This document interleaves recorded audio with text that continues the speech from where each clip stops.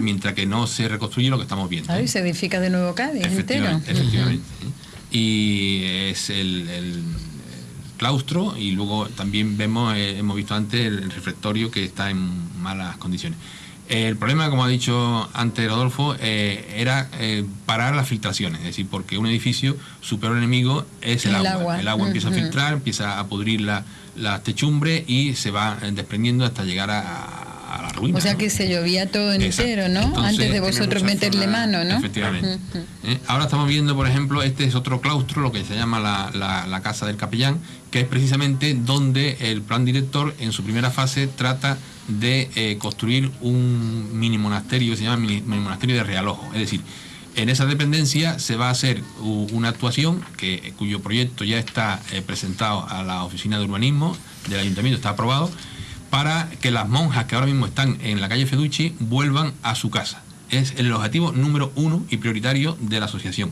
Buscar fondos para reconstruir esa parte del monasterio y que puedan vivir de nuevo allí las monjas. Las monjitas estarán deseando de volver. Las monjas están ilusionadas, nos dan la enhorabuena y sé que están rezando por nosotros continuamente, pero evidentemente el presupuesto de la obra excede de lo que puede ser una recaudación nuestra modesta, y estamos esperando a ver si hay posibilidad por el ayuntamiento o cualquier otro organismo en que se puedan subvencionar esas obras.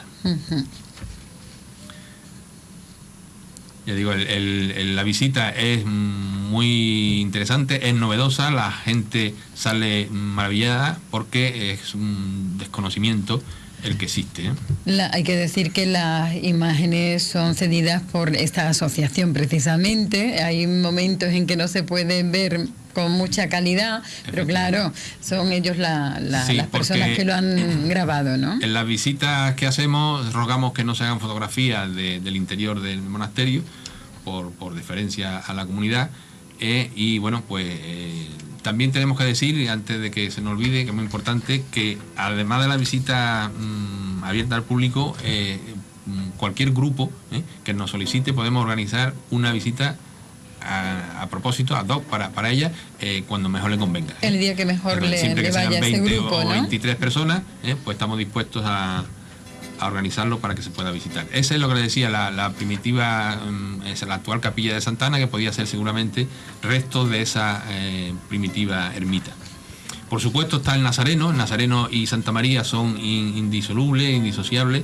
Está prácticamente allí desde 1616, que se firma el acta de cesión por parte del monasterio del terreno para construir la capilla del Nazareno, y la pena, digamos, que tiene ahora mismo la congregación y por parte de la cofradía es que las monjas no están allí. Hombre. No están allí cuando eran las que la acompañaban, eran las que cuidaban y demás, y entonces nos constan que dicha cofradía del Nazareno pues también tienen mucho interés en que las monjas vuelvan a Santa María, aparte del resto del barrio, claro. Y a las celdas monacales, ¿a las celdas monacales también se accede en la visita? Sí, con el casco de obra que hemos visto ahí, que no es meramente decorativo, porque estamos en una zona donde... ruina. Exactamente. Se accede, digamos, en una celda tratado de reconstruido con mobiliario original, como vivían las monjas, y una cosa que llama muchísimo la atención, que el visitante lo podrá ver, es la altura de las puertas de acceso a la celda. Muy altas, ¿no? No, al contrario, muy pequeñas. ¿Y tiene por qué? Verá, eso los historiadores no nos ponemos de acuerdo. Lo único, hay indicios de que esa es una modificación que se hace en 1947, 1948, después de la explosión de Cádiz de 1947. El monasterio se ve afectado y entonces hay un organismo que es el de regiones devastadas que se encarga de reconstruir o de arreglar esa parte, y es la que coloca esas puertas que no tienen más de, ¿cuánto? 1,60 de altura, una cosa así. Entonces no sabemos si era por escasez de madera de entonces, por algo, llama la atención que hay que entrar agachados prácticamente. Que son más bajas que las puertas originales del siglo XVII o XVI. Hay incluso quien ha tomado semejanza con la entrada de la Basílica de la Natividad en Belén, que es una puerta muy baja, claro, en la cual para entrar hay que agacharse, que es un signo de reverencia. Pero bueno, eso es una forma también muy, muy poética de de decirlo. Lo que explicamos ahí precisamente es que desde esas celdas que son pues muy austeras y sin nada, la única, digamos, contraprestación que tiene es la vista al claustro. Es decir, las monjas ven el claustro en su jardín, es la única distracción que pueden tener, así como las azoteas, los miradores que hoy están en desuso, pero que precisamente dan nombre a la calle Mirador, y que había dos. Uno se puede ver actualmente desde la calle Mirador encima de lo que es el presbiterio, y otro que está justamente, o estaba, mejor dicho, sobre la capilla del Nazareno, y que sale ardiendo en 1912. Bueno, ¿y cuántas anécdotas, cuántas historias nos puede? Vamos a seguir tocándolas y hablando de ellas durante algunos programas más. Muchísimas. Pero ¿cuántas se pueden decir, tanto de los ciudadanos como de las monjitas, como de las personas que estuvieron en esa celda, como los acontecimientos que ocurrieron motivados por los cambios políticos, por los piratas que vinieron? ¿Qué podemos contar? Bueno, en las visitas hemos tenido muchas anécdotas de gente del barrio que conocían la vida de las monjas, incluso familiares de monjas ya fallecidas, que recuerdan cuando de pequeña iban al refectorio a visitar a las monjas, al locutorio, perdón, a visitar a las monjas. Incluso una de ellas, su tía, fue la antigua madre abadesa, falleció en el convento, está enterrada allí en la cripta del convento, y ella cuenta cómo sabe el sitio porque acudió al entierro de su tía. Y su ilusión era visitar la cripta, cosa que nosotros desde luego no lo hacemos por respeto a la comunidad de monjas. Pero no se puede nos cuentan visitar, ¿no? también las vecinas de los alrededores cómo cuando las monjas subían a las azoteas a atender y habían vecinas a los alrededores, se echaban el velo en la cara para no preservar su dignidad. Sí, bueno, pero tengo una anécdota. Perdón, sí. Aquellas monjas de aquella época no eran unas monjas cualquiera, porque eran todas de familia bien de Cádiz, ¿no? Y además cada una tenía una criada, creo, ¿no? Efectivamente. Es decir, en el vídeo introductorio tratamos de mentalizarnos un poco de cómo era la sociedad de aquella época, gaditana y española del siglo XVI, que es completamente diferente de la actual, como todos podemos imaginar. Entonces, primero, para entrar había que tener dinero, hay que pagar una dote de 100 escudos, lo cual ya era para gente rica. Y luego podían entrar con una sirviente. Con lo cual, por ejemplo, cuando muere Sor Gertrudis, que es en 1801, pues hablan de que había 39 monjas, pero en total había más de 80 personas viviendo dentro de lo que era la dependencia del monasterio. Claro, entre las monjas y las que le servían. Sobre la anécdota quiero decir una cosa muy interesante. En la primera visita que hicimos, guiada, pues había unas personas, dos señoras y un caballero, que estaban muy emocionados porque me decían al principio de la visita que ellos habían vivido allí. Claro, yo suponía que habían vivido en la casa de al lado, digamos, o cercamente.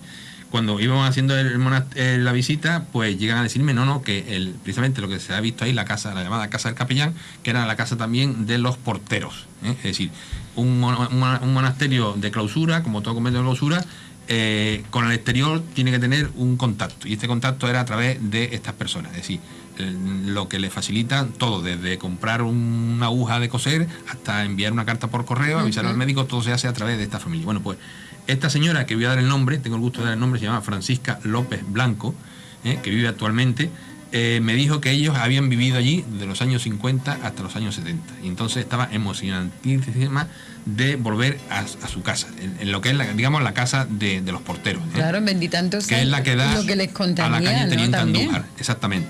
Entonces, pues nos decía cosas, decía, esto estaba, esto no estaba, es decir, era historia viva y testimonio directo. Hoy pues de matrimonio quiero yo tenerlo aquí yo tengo aquí el teléfono y con su permiso se lo puedo dar. Después me entonces ya digo que son anécdotas humanas enriquecedoras para nosotros mismos, porque comprobamos cómo, como decíamos efectivamente, personas del propio barrio se iban allí a tomar agua, a lo que se ha visto ahí el aljibe del claustro.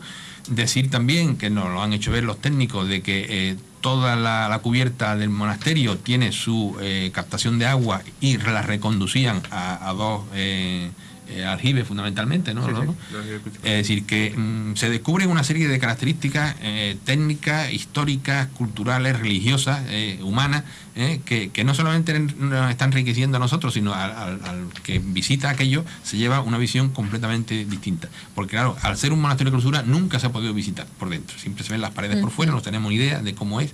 Y ahora, aprovechando que está en obra, precisamente... y que no están las monjitas. Y que no están las monjas, es decir, pues con el casco de protección hacemos esta visita que, repito, es muy, muy interesante y gratificante para todos. Es la única oportunidad, porque cuando ellas vuelvan ya no se va a poder hacer estas visitas. Evidentemente, cuando ya se vuelva a la clausura. Bueno, tenemos en proyecto, que perdona que te coja a la vez, es que en la futura rehabilitación del monasterio hay zonas que la comunidad va a acceder a lo que es el barrio para hacer un futuro museo, dinamizar el barrio. Es decir, aunque las monjas no pierdan la propiedad del edificio, pero sin embargo cederlo. Porque lo que la gente no sabe es que las monjas siempre han cedido parte del monasterio a la vida del barrio, porque ha habido talleres para jóvenes que se daban dentro de los locales del monasterio. ¿Por ellas mismas o por otras personas? Ellas daban algunos, pero lo daban otras personas, porque normalmente ella con el carácter de clausura, pues entonces no lo daban. Podían ser vistas. Lo que decía Antonio de la vida en el monasterio en aquella época, además de lo que decía, también era como una casa de pupilaje, porque la hija de los comerciantes, cuando tenían que ir a América, dejaban a las monjas en pupilaje a sus hijos para que las cuidaran. Es decir, que la vida del monasterio era una vida muy rica. En el acta de constitución se habla de casas de emparedamiento. Es una palabra muy... Sí. A ver, ¿qué significa esto? Emparedamiento. Porque emparedamiento también está muy feo, por otra parte. Claro. Cuando dejaban dentro de una habitación a una mujer emparedada... efectivamente era lo que dice Manolo, es decir, es dejar allí a su hija sabiendo que va a estar cuidada moralmente. Pero cuidada. y controlada, podríamos decir, ¿no?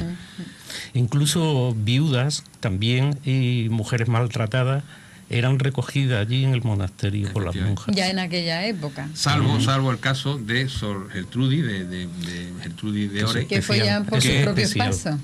Que es una excepción, es decir, se dice que es la primera mujer no viuda, casada, no viuda, que la admite la Iglesia en la clausura, porque lo solicita ella y tiene que ser con el consentimiento de su marido, y los dos tienen que dar su consentimiento de tener digamos, voto de celibato el resto de su vida.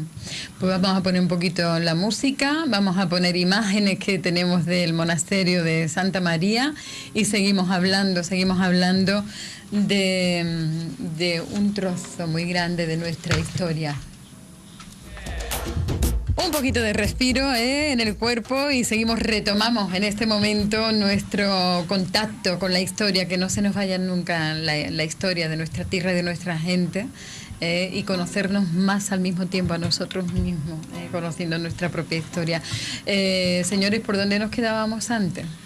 Estamos hablando de cómo era el convento en los siglos pasados, de cómo se accedían las monjas como podían, y siempre buscando la ayuda de los demás, es decir, porque lógicamente las monjas solamente tenían las dotes que de cuando se profesaba, y luego pues todas las donaciones que le hacían las familias pudientes de Cádiz, mediante las capillas y demás. Explicamos en la visita pues cosas muy interesantes de cómo se construyó la propia iglesia, gracias a la colaboración de uno que fue el regidor de la ciudad, un Esteban Blanqueto, que era de origen genovés, y que consiguió dar los dineros correspondientes para la construcción de lo que es el crucero, es decir, el presbiterio de Santa María, que es posterior al resto de la iglesia, ¿no? Es decir, que la misma iglesia en sí explica muchas cosas. ¿Ese señor también tuvo algo que ver con los arcos del Pópulo? ¿Blanqueta? Sí, es el mismo, efectivamente. ¿No? Y luego también como la propia capilla del Nazareno le ceden las monjas el terreno, la cofradía construye, y a cambio construye también lo que es el paso de la entrada de la iglesia de Santa María, Es decir, que sobre el sitio explicamos muchísimas características que no se aprecian cuando se entra dentro de la iglesia o por fuera incluso, pues no se conocen todas estas curiosidades históricas que, bueno, aportan la riqueza del el propio edificio, como dije antes, es un puzzle, y en cada sitio explicamos algo relacionado con lo que estamos viendo, es decir, el por qué se construye, si fue motivo de una guerra, de un expolio, de una ampliación, de una donación, en fin, que vamos haciendo un recorrido, que es como mejor se comprenden las cosas, mejor que hablarla y mejor que vídeo, claro. In situ, la visita es cuando se realiza. Y sobre todo queremos hacer hincapié de eso, que aquello de las monjas tienen su derecho a volver a su monasterio, que es fundamental para la historia de Cádiz, que el barrio quiere a las monjas, quiere tenerla allí, y por lo tanto es, digamos, obligación nuestra y obligación de toda la ciudad de Cádiz el contribuir a ese fin, ¿no?